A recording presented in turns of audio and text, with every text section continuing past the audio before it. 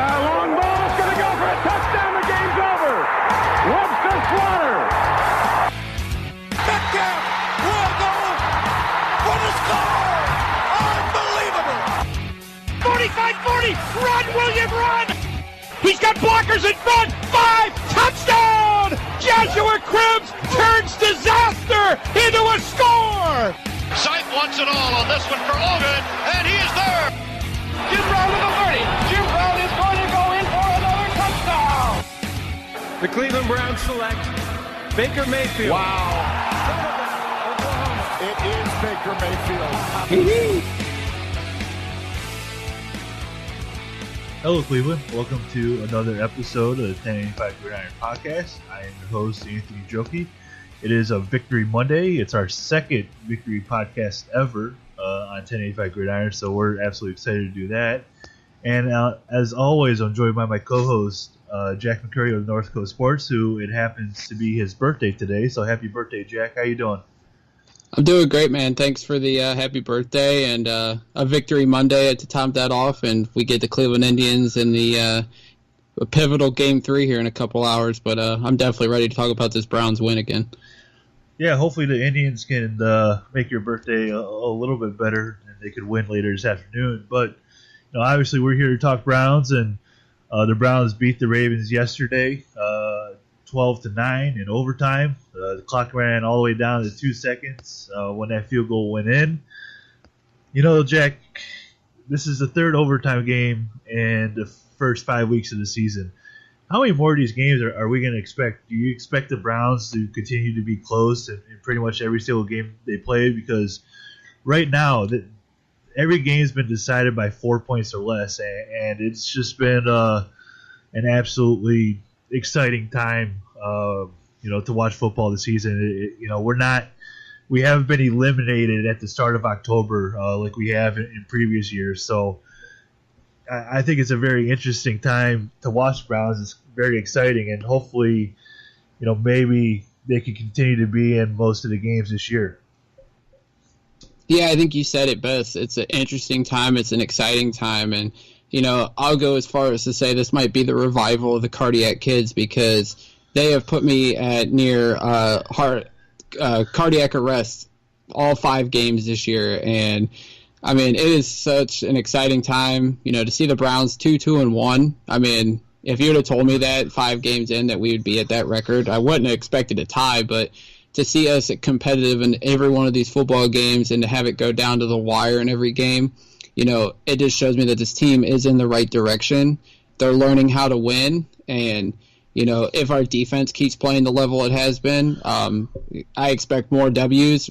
This season we're probably going to lose some games too. We might even tie another game, but it's an exciting time to be a Browns fan, and it's also an exciting time to be able to talk these games with you too, because it's been a thrill. Yeah, it's nice that after going through that whole season last year, I think towards the end of the year we were just kind of mailing in shows because it was not fun. And, we were talking about the draft in the middle of October, and, this year we're not going to be doing that. And we don't even have that. I don't even have that on my radar yet, in terms of thinking about that. So it's nice that we can talk about real football. It's nice that we can talk about competitive football. Looking at the game yesterday, the Browns, I mentioned they won 12-9. To you, what was the biggest offensive key yesterday? Because obviously you had Baker Mayfield throw for 342 yards. You had Carlos Hyde run for, I want to say it was around 65 yards. But, he gashed that Ravens defense a few times in key spots. It seems like they had a good game plan early of running Hyde, and they got away from it, and they had to throw the ball to win. What was your takeaway from the offensive game plan yesterday? Yeah, I just thought, we all know that the Ravens are a physical team, and I think what the mindset going in yesterday was you have to match that physicality, and I thought they did early, like you said, running the ball with Carlos Hyde. He was gashing them at times. I think they tried to get Nick Chubb involved, but Nick Chubb was just having a hard time running the football, but I thought that they matched the physicality that the Ravens brought. Even when Baker Mayfield got sacked, and he got sacked 5 times yesterday, it never wavered. The interception he threw, which was on Rishard Higgins for running the wrong route, but and the Browns never wavered. They only put up 12 points, but when times got tough, Baker Mayfield rallied the troops and they make a big play, and I think that's the biggest thing for me with Baker. We've seen rookie quarterbacks here in the past, they've made a bad play or they make a turnover, it starts to unravel. But with Baker, Hugh Jackson said it in his post-game speech to the team and to Baker yesterday. He goes, he doesn't flinch. And, that's my biggest takeaway is, you don't find many quarterbacks like that just shake everything off and make a big play. And that's what Baker does. And, I can honestly say the Browns have a really good quarterback. And I haven't been able to say that, I think, in my fandom in the 11 years that I've been a full-fledged Browns fan. Yeah, when you look at Baker Mayfield, you saw multiple times yesterday. I would have to find the exact number, but their average starting position had to have been within the 15-yard line yesterday. They were pinned down deep all day long, and other rookie quarterbacks in the past with the Browns, they turned the football over. They wouldn't be able to move the football.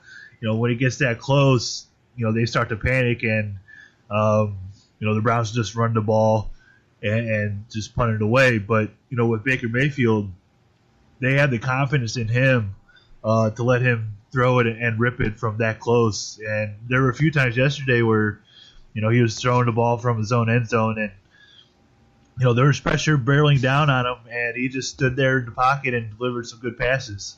I don't know how much more we can say about this kid. He is very different than what we've had in the past in terms of quarterbacks. You're right in the fact that he's absolutely different than anyone else that we've had here since '99. I'm not ready to anoint him Bernie Kosar or anything like that, but I'll tell you what, if he continues to play like this, he's absolutely going to win Offensive Rookie of the Year. I think he has the leg up on that right now. But just some of the throws that he made with pressure barreling down on him yesterday, and even a couple scrambles that he had as well. There's one that was called back that was really good, but there's the one in overtime where he was scrambling from his own end zone, picked up 13 yards, and that's the drive that they probably should have won on. That got that had a no call on it with Landry, but this kid, he has a very short-term memory in terms of bad plays. He doesn't let anything get him down. And when you are the leader of the football team, that's exactly what you have to have. There's a story yesterday that came up. I can't remember if it was from the Oakland game or from the Jets game, where Haley was talking to the receivers, and Mayfield came and pushed him out of the way and was coaching the receivers up himself instead of the offensive coordinator. To me, that says a lot about your rookie quarterback, that he's already taken complete charge of this offense and of every single position group on the offense to go over there and coach up those receivers. And you saw it yesterday after the Higgins miscommunication with him breaking off that route. He went over to Higgins right away and was coaching him up. So it's nice to see that he has absolutely 100% control of this offense. Yeah, absolutely. And, early in the game, you obviously didn't see this because you were at the stadium, but they were having headset issues. And, Baker's having to run over to the sideline, get the play, and then come back while they were fixing that. And that might have been a miscommunication on, the route that Higgins ran that ultimately led to the interception. But like you said, Baker Mayfield, he's a great quarterback, but he's also a great leader. And he has had a lot to do with this culture change. And, credit to John Dorsey when, he had everybody thinking that they were going to go Sam Darnold or maybe they were going to go Josh Allen. And he obviously went for not only the best quarterback in the draft, but the guy that could be the best leader. And that is obviously Baker Mayfield. And it's shown so far from the time he's stepped on the field in the Jets game over the last 3 weeks till now. Absolutely. And when you look at all these rookie quarterbacks, all of them seem to be playing well. I mean, we really haven't seen Lamar yet, but Rosen's playing okay. Josh Allen's won a couple games with Buffalo. Darnold's played okay. So, maybe this is the year where all 4 of those first-round all 5 when Lamar finally gets to play, but maybe this is the year where, every team hits on that first-round quarterback, which is rare, but, there have been a few drafts like that in NFL history where, all these teams hit on quarterbacks. I go back to the, Marino, Jim Kelly. There are a couple others in there as well. I think that's an Elway draft too, where these teams hit on all these quarterbacks at once. And, as long as the Browns hit on theirs with Baker Mayfield, I don't think anyone's going to complain. Continuing to look at the offense, the O-line yesterday, going up against that Ravens defense is no easy task whatsoever. And for undrafted free agent Desmond Harrison to guard Terrell Suggs all game long, Suggs was a big challenge for Harrison. And he lost quite a few battles, but I think when it came down to it, Harrison survived just enough to allow the Browns to continue to move the football late in that game. What do you think of how Harrison has performed over these first 5 weeks of the season? I mean, he's gradually gotten better and better with each time he's gone out on the football field. I think last week he ranked in the top 15 in Pro Football Focus for offensive tackles, and he was top 11 in pass blocking. Obviously he was in a tough test yesterday, like you said, against Suggs and that whole defensive front for Baltimore. But he held his own. They did give up 5 sacks, but I think a part of that was on the offensive line. Chris Hubbard had to, I think Suggs was more on that side most of the day, going up against the right tackle. Hubbard's been up and down, but more of the sacks yesterday, I think, was Baker was, scanning the field, trying to find an open receiver, and by the time, he tried to scramble out, it was too late, and he ended up getting the sack. But, I thought Harrison's played well, and he's gotten better each week, and I think the offensive line as a whole has played well since Baker's taken over at quarterback. With Tyrod, they can only do so much because Tyrod would hold on to the ball too long, but, the offensive line's getting better. Don't have any major concerns. Right tackle is a slight concern, but they have played well so far throughout these first 5 weeks. Yeah, they've had their ups and downs. Obviously, once Baker came in and Tyrod went out, things have been much better. To me, that has to do with teams were really loading the box against Tyrod, and they didn't really respect his arm. And Baker Mayfield is absolutely making teams respect his arm. And you see some of the velocity on his throws that he's made, and teams just can't sit there playing to run the entire game. And what's nice is Carlos Hyde has been doing some damage. Obviously, Nick Chubb did a lot of damage last week. Duke is starting to get there, but he still had, I think it was less than 10 total touches yesterday, so they need to get him more involved. But he was key in that final drive that they had, getting down into field goal range. But there's still a lot more they need to do with the running backs. Obviously, I think we want to see Duke get more touches. We want to see Cho get more touches as well. For as bad as Njoku has had it this season, he made 2 very nice catches on that touchdown drive that ended up being a touchdown pass to Higgins. If he can continue to catch the ball like that, he'll be absolutely fine. But he had a couple drops yesterday that you just can't continue to have. Callaway had another drop yesterday in a key spot. These receivers, while they've done an okay job, I think they had 3 receivers yesterday with over 60 yards, including Derek Willis, who we'll talk about here in a second. These receivers, they have to catch the football. We've seen continuous drops throughout the start of the season here, and you can't have those when you have a rookie quarterback, especially. You got to be able to help them out. You got to make those catches.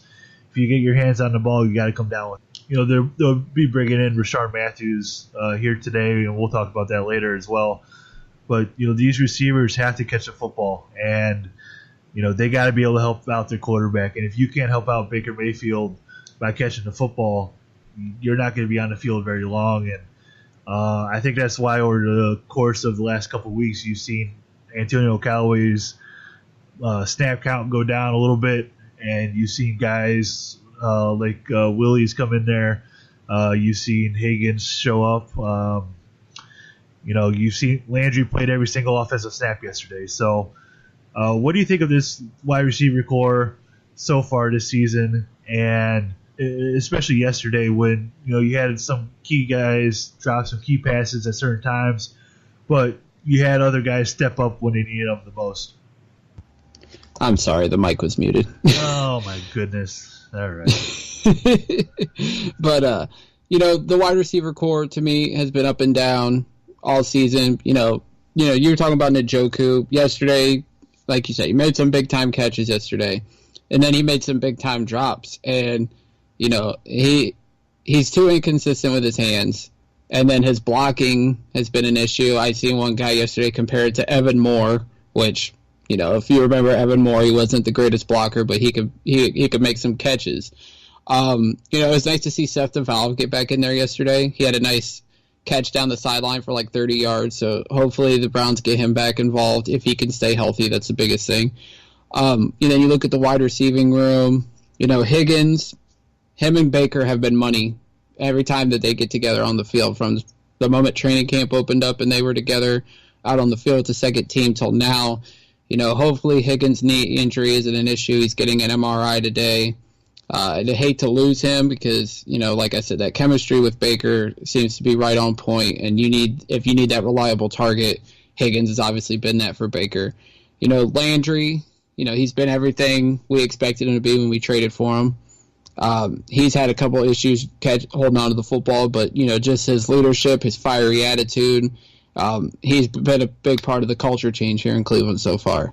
Would like to see him catch more footballs, but, obviously no wide receiver is perfect, but, we are paying Landry $16 million a year. He needs to make those catches when we need him to, and he needs to be smart and try to get out of bounds, like at the end of overtime yesterday, almost ruined or at the end of regulation yesterday, almost killed the game for us. We'll talk about Derek Willis in a second, but, if he can step up and Damian Ratley can step up, if Ratley gets an opportunity to play, then I don't see the Browns having to make a move. Obviously, Rishard Matthews is coming in today. I know you tweeted out last night his catch percentage was better than some of the top wide receivers in football. He's been productive in Miami. He's been productive in Tennessee. My only issue is if he comes here and is complaining about the number of targets he gets here, which is why he asked for a release out of Tennessee, is that really going to be good for us right now with the way things are rolling? But I think Matthews is talented. I wouldn't mind the Browns bringing him in. I just hope he doesn't cause an issue. And that goes along with, people talking about Des Bryant again. Last night there were people on Twitter were mentioning bringing Des Bryant in. If Des Bryant will come in and be a team player, that's great. But I look at this guy hasn't been involved in an organized team workout or practice anything in almost 10 months. And we're in the middle of October almost at this point. There's a reason why he hasn't been signed clearly. If he comes in and is an issue like he's been with Dallas and how he acts on social media, is that going to be good for this young football team? I would disagree. I wouldn't go in the Des Bryant direction. But if the Browns want to bring in a wide receiver, that's fine. I would kind of just rather roll with the guys we got, because a good quarterback or a great quarterback can make the weapons you have around him better. And I wouldn't necessarily say wide receiver is a key need at this time. What would you say about potentially making Njoku almost a permanent wide receiver, not really lining him up at tight end? Because obviously blocking isn't his strength, and I think we've discussed on the show before. To me, I would continuously line him up in the slot. I would line him one-on-one on the outside. What would you think about potentially making him almost a semi-wide receiver or permanent wide receiver? I don't know if I'd make him a permanent wide receiver. See, I thought he was making strides as a blocker at the end of last year. I don't know what happened between the end of last year and now, because it's apparent his blocking became an issue, and that's obviously why the Browns brought in Darren Fells to help with that. You know, I think it was yesterday, there was one play where they lined up DeValve and Njoku, and I think even Fells as wide receivers, because, I mean, they're all big bodies. It's hard for defensive backs to cover three guys that are 6'6", 240-plus pounds, but, you know, maybe do that. Maybe line Njoku up at wide receiver in some packages, but I wouldn't make him a permanent one. If I'm the tight end coach, I keep working with him as a blocker. I would have Darren Fells helping him. I would have even offensive linemen helping him with blocking situations, because if you're a tight end in this league, I mean, unless you're strictly a receiving type tight end, like a Jimmy Graham, like maybe even a Gronkowski, you have to learn how to block. You have to be a multi-dimensional tight end, and he's going to have to learn how to block. And, you know, I would still be patient with Njoku. I know a lot of people want to write him off. The kid's only 22. I mean, he's still fully developing his body, first of all, but he's still young. He still has time to develop into a solid tight end in this league. So I wouldn't give up on him yet as a tight end. Oh, absolutely. I mean, he's still younger than the majority of the draft class that was drafted this season. So, you know, there's still a lot of time for him to develop. It's going to take him a couple years to fully learn everything, and, you know, hopefully the drops become a thing of the past at some point here in the near future with him. You know, looking at this defense, you know, yesterday they absolutely answered the call. You know, only giving up 9 points. They didn't give up a touchdown at all. They cracked down when they needed to. You know, you had Denzel Ward pick off Joe Flacco at the goal line yesterday. You had Denzel Ward block a field goal that would have gave him another 3 points. You know, what's it say that this defense, after giving up 45 points last week to Oakland, comes back and only gives up 9 points to Baltimore this week? It's crazy. I mean, doing my prediction, I did not think, I thought the Browns were going to be in trouble, because the Ravens coming in, they had scored 20 or more points in 13 consecutive games. Obviously, the Browns had a letdown game last week against Oakland, but, you know, credit to them, and I'll admit I was wrong. You know, I will go down and say that I'm wrong anytime that I am. This defense impressed the hell out of me yesterday. To not give up a touchdown to Baltimore when they had several times they were down in the red zone, and you thought, you know, that this defense was going to get gassed and they were just going to pack it in. They didn't. And that's a credit to Greg Williams, it's a credit to the defensive coaching staff, and it's a credit to the talent on the field. I mean, Schobert, Randall, and Ward played every snap yesterday. For a third overtime game, for those guys to be out there every snap, that's amazing. You know, they cut down on the snaps for Ogunjobi and Garrett, which I think was a key thing, because you don't want those guys being gassed, because our defensive front is crucial, especially when you're sending out all-out blitzes 45 to 50% of the time. This defense has been amazing so far.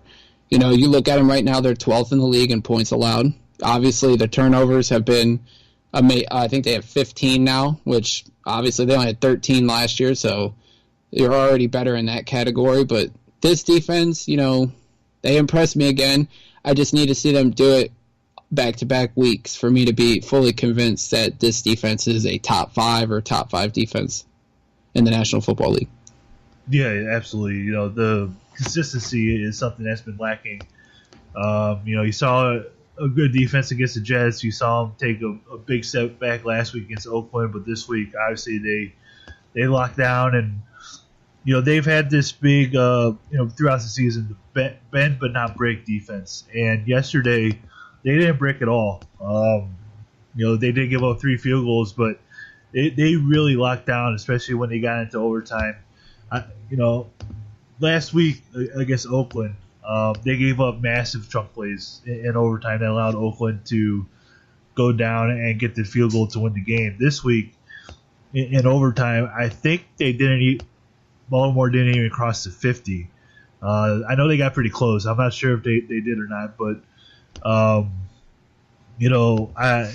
it was nice. They when Baltimore made a big play in overtime, the defense came back and forced them to punt the football. So it's nice that this defense locked down when they needed to. They have to continue to do that. We'll see if they can, get teams to, force that pretty much all game. But to only hold Baltimore to 9 points is going to go down as one of their biggest accomplishments this season, because that is a solid team on the other side there. They're a very physical team. They're good at running the ball. Obviously, Joe Flacco is Joe Flacco. They prevented him from getting in the end zone, and anytime you could do that, you got a good shot to win the game. And even with the penalty disparity that they had, which we'll talk about in a little bit, for that to happen and to not let Baltimore get in the end zone at all was an absolutely huge accomplishment for this defense, and hopefully they could continue to build on it as they go into the game next week against San Diego and Phillip Rivers, or Los Angeles. This is going to be a fun week. You're ready to call them Los Angeles. But, let's talk about special teams a little bit, because, they've struggled, to put it mildly, before yesterday. And you saw some things yesterday. You saw the missed extra point. There's a missed field goal. There's the lack of punt coverage a couple times. They did block a kick yesterday. Yesterday was the first time Justin Tucker missed a field goal in that stadium, and it came due to a block, which is just incredible to me, that he's made every single kick until that one yesterday that was blocked. What did you think of the special teams yesterday? Are they going to finally start turning the corner, or is it something that we're going to have to continue to worry about for the rest of the season? I think it's something we're going to have to worry about for the rest of the season. I thought they played better yesterday. It still wasn't that good. They got to find something back there for the punt return game. I would keep Jabrill Peppers back there just because he can catch. I know people want to see Antonio Callaway, but with his issues with his hands, I would not put him back there just because he's a liability to drop one and then we turn the ball over. Especially in would be great field position for any team, for the opposing team. I just wonder if, some of these missed kicks or these block kicks, if there's any, the blocking up front has anything to do with it. Obviously, Tony Jefferson got a hand on what ended up being the game-winning kick by Greg Joseph yesterday, but there's got to be something with how Amos Jones is coaching this team, because we haven't had issues with kickers lofting kicks to the left or right consistently like this, and it's already happened multiple times with both Joseph and Zane Gonzalez. So I don't know what the issue is, but it seems like there is something there. I don't know if it's how he's coaching these kickers or how he's coaching the blocking up front, but there's obviously an issue there. And a lot of people don't talk about it, but I think Britton Colquitt's done a fine job this year. He's averaging 44 yards a punt, which could be a little better, but, I thought he had some great kicks yesterday and, helped the Browns defense out a little bit. But, right now, the special teams unit just makes me mad because they can't block right. They can't cover right. It's a big mess, but I don't know. It's just, yeah. It obviously with some of the things that have happened this year with the Zane Gonzalez stuff. The punt coverage has been lacking at times. I'm surprised they haven't given up a punt return for touchdown yet. The same with the kickoff coverage too. It's frustrating because obviously, we had Chris Tabor here last year, and everyone wanted him to go, and we thought that the special teams would get better. We didn't think that it would get worse, and it's gotten worse. I don't know if Greg Joseph is going to be the long-term answer to kicker. I guess we'll see as we move throughout the season. I don't think there's really anyone else out there that they can sign to fix that problem this year. You might have to wait until the off season to address that issue. You're right about Britton Colquitt. Yesterday, he hit some major bombs yesterday, including I think he drew a holding penalty. I think that was him that drew that holding penalty, and he got up in that guy's face and was talking trash. And I love it when a kicker talks trash. He hit. I think he averaged about 52 yards per kick yesterday, and he had a 62-yarder at one point. Colquitt's done a really fine job this year for sure, playing the football. And when you have a good punter, having a weapon like that is very nice. It's very helpful when you can flip the field like that and knock the other team inside the 20 as much as possible. And Colquitt's done a very nice job of that this season. Is there anything else specifically about the game that you wanted to discuss? I think we need to talk a little bit more about Denzel Ward. I don't think we gave him enough credit. I mean, I don't think either one of us picked him to be Defensive Rookie of the Year for the Browns. But that kid has been on a whole nother level. He should definitely win Defensive Rookie of the Week again this week. I think that'll be the 4th and 5th weeks for the Browns, his second. And I would go as far as to say he's the front runner for Defensive Rookie of the Year in the NFL. I mean, 3 picks. I think he's forced 1 or 2 fumbles this year. And then obviously the blocked kick yesterday. Like, that kid, I think I keep talking about culture change. That he has been a big part of the culture change in Cleveland. And if he, pans out to be as good as he's been, then John Dorsey hit a home run in the first round of this draft with him and Mayfield as the 1st and 4th picks in this draft. Yeah, Denzel's been really impressive. You saw him pretty much neutralize John Brown yesterday, who's very fast. And when you have a corner that can keep up with a guy like that, that is key. Obviously, we talked about how he picked off Flacco there at the end zone. He also blocked the field goal. I think he was the guy on coverage on Crabtree in the end zone, the one that hit Crabtree's hands and fell as well. So, Denzel's been a very nice surprise. And I think we could officially put the Bradley Chubb stuff to rest, at number 4 there. I think it's still early, but it's really looking like they really hit a home run with Denzel, and it's nice that they hit a home run that early on a Buckeye. And even yesterday, too, you saw Jabrill Peppers, I think, play his best game as a Brown in that secondary. He was also all over the football field, and it's nice to see both Ohio State and Michigan guys contribute in that secondary and not being afraid to lay down the hammer, which Peppers did quite often yesterday. He was all over the football field. He was jawing at everybody. I think he had a little extra juice with some of the stuff that went on last week and also yesterday being his birthday as well. So, I thought Peppers played an absolutely wonderful game yesterday. Yeah, definitely. I thought Peppers played well. Like you said, all that crap last week.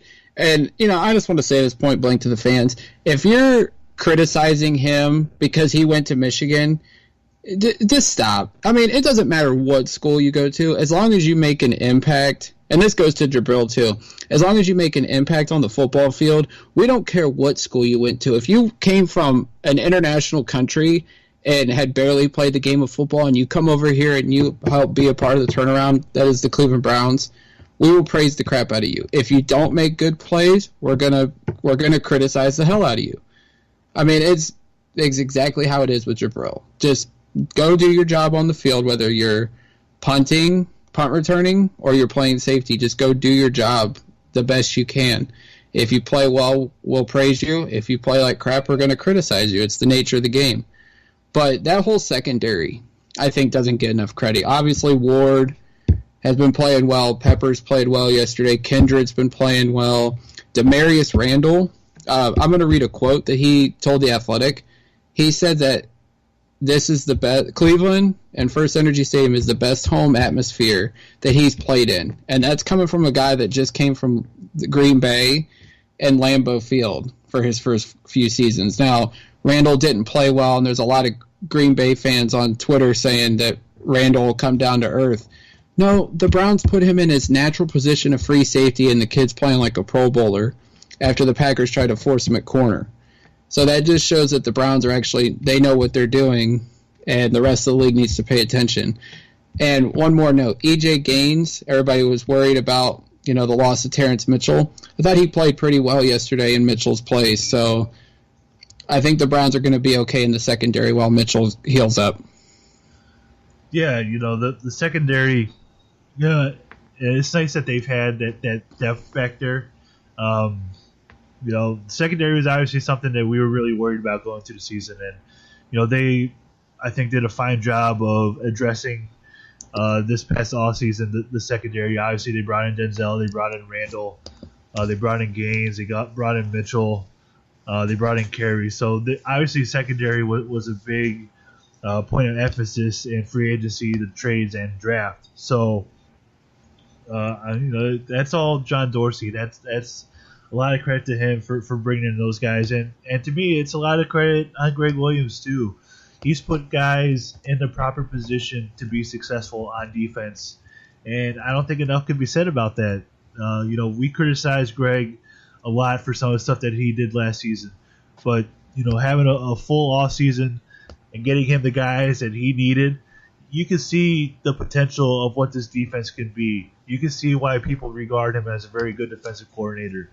And if they continue to play and grow on defense like they had through the first 5 weeks of this season, I think this defense is going to be something special.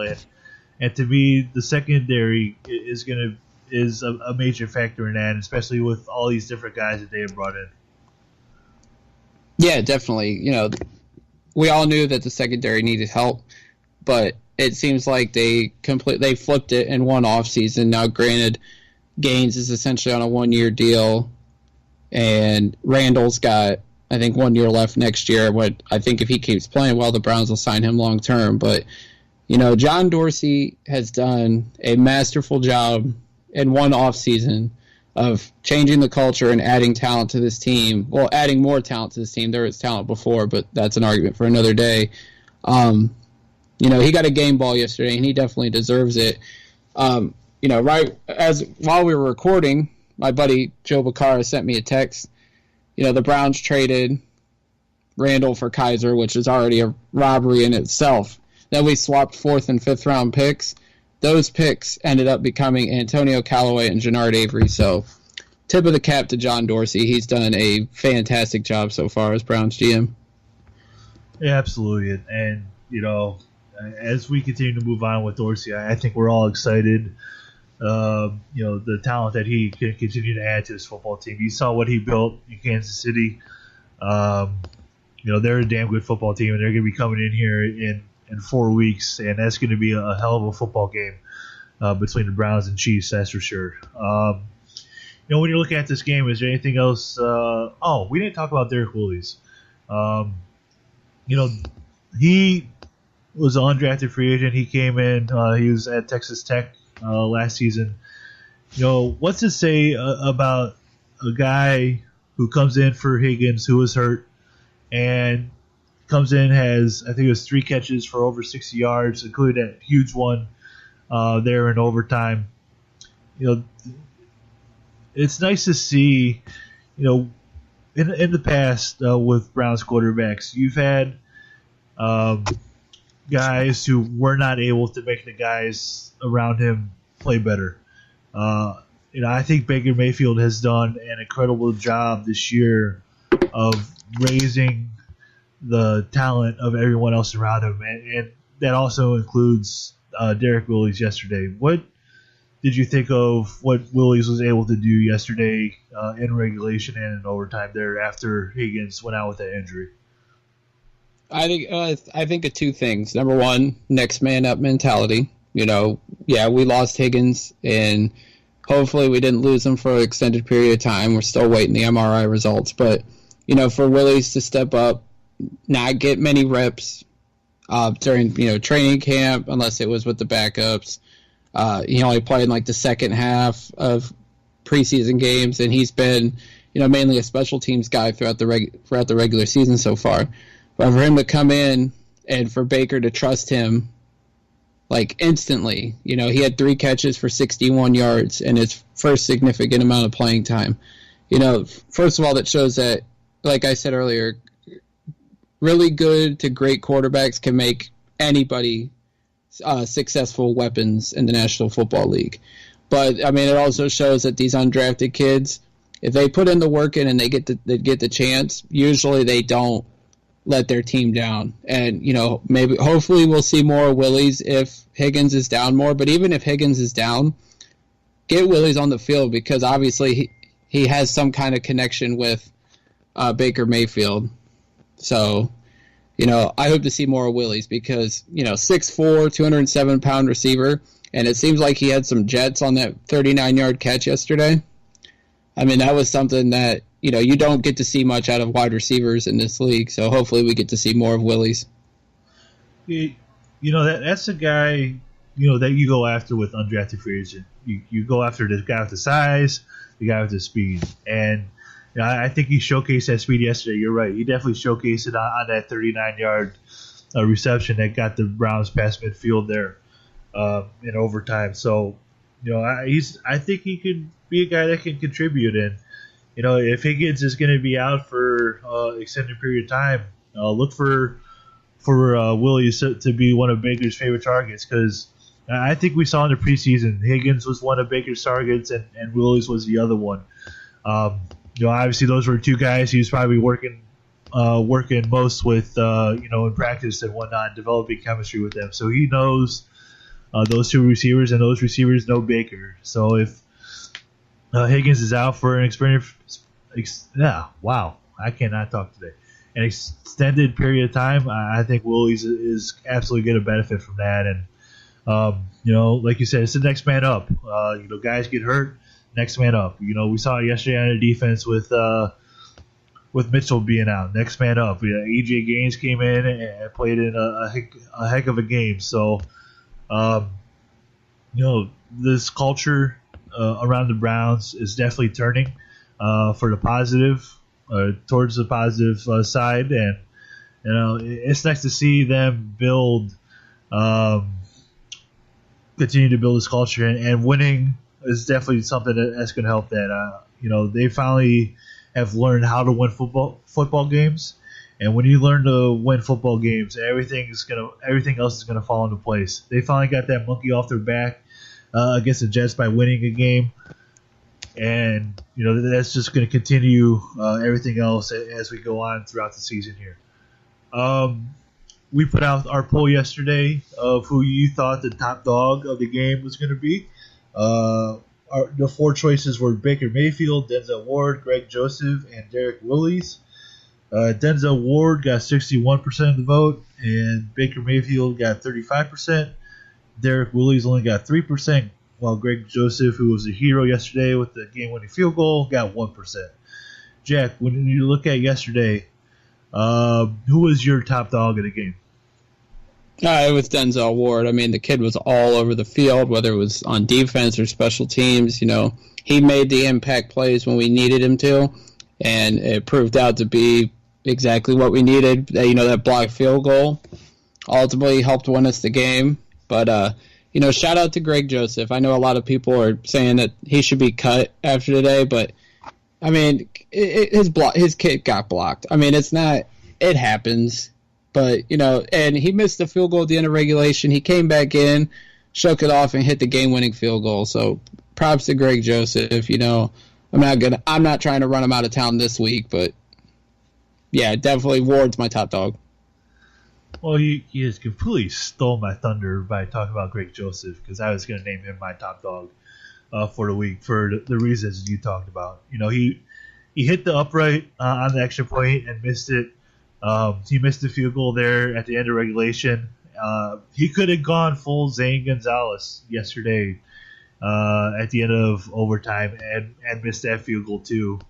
But he made that field goal, gave the Browns the win, And anytime a kicker gets a game-winning field goal, I think he's going to be pretty close to being my top dog for the week.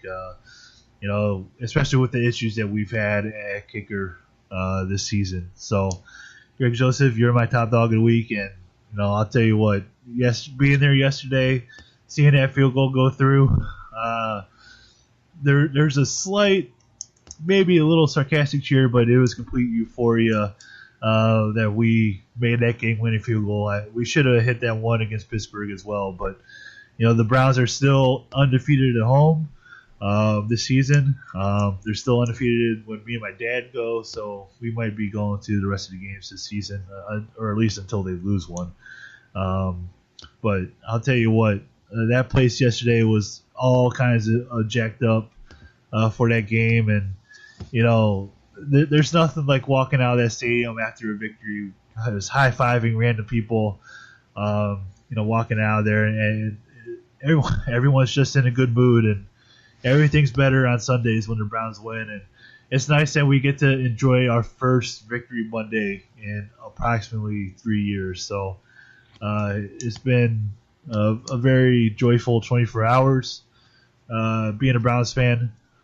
Is there anything else about the game that you want to discuss before we get on out of here? No, not really. It was funny. You're talking about high-fiving random people. I had to go to the grocery store after the game last night and, had my Browns gear on, and I walk in, everybody's going, "Go Browns, go Browns." And then I crossed paths with a Steelers fan, and, I looked at him, I said, "You guys played a good game today." And he was like, "You guys did too. Go Browns." And I was just like, when a Steelers fan tells you go Browns, you know that there's something wrong with this world, but it just feels right. There might be that, we feel sorry for you guys. We hope you guys are winning soon. And maybe that's how I kind of feel with Michigan as well. The rivalry between Ohio State and Michigan has been so one-sided over the last 15 years or so that it sucks seeing that game kind of mean absolutely nothing. And, for that game to mean something every year is what I really want. And, hopefully from now on with the Browns and Pittsburgh, every single one of those games means something. Every single one of those games are hard fought like that first one was this year. Same goes for the games against the Bengals and the Ravens as well. All I want is competitive football every single week within a division when they play those division games. And, I would be okay if we, split the division every single year. I would be more than happy with that. Because this season, I guess the streak will be broken this year, but every year since they come back in '99, the Browns have gotten swept by at least one divisional opponent. I guess the Bengals can still do it, but that's the stat that has stuck with me so far, or for a while. So hopefully that's something that the Browns can change here soon. As we get on here, Jack, go ahead and plug everything you got going on. You can follow me on Twitter at jmccurrycle. You can check out my site, thenorthcoastsports.com. Check out the TK and J show this week. I will be a special guest with them on Wednesday. We're going to probably talk some Browns, probably some Indians and Cavs as well, hopefully. So check them guys out. They're at JAE_TK on Twitter. Go check out their show. It's pretty good stuff. And also check out the other podcasts that myself and Anthony do, the North Coast Sportscast. We're on Spotify, Apple Podcasts, YouTube, everywhere you can listen to podcasts. Hopefully this week we can get a new episode out to talk about the Indians and obviously the Buckeyes and the Cavs, because there's a lot going on with all them teams. Yeah, be sure after you're done with that show to retweet where everyone can find out that you're a guest on this week. As always, you can follow me on Twitter at Anthony Joki, Joki. You can follow the podcast on Twitter and on Facebook at 1085 Gridiron. You can find our podcast on pretty much any podcast platform that you can think of that you use, including iTunes, Spotify, Google Play, TuneIn, Stitcher, iHeartRadio as well. Be sure to subscribe and review our podcast. We'd absolutely appreciate it. And as we get on out here on a Victory Monday, I'll leave you with this as I do at the end of every podcast, and that is, go Browns.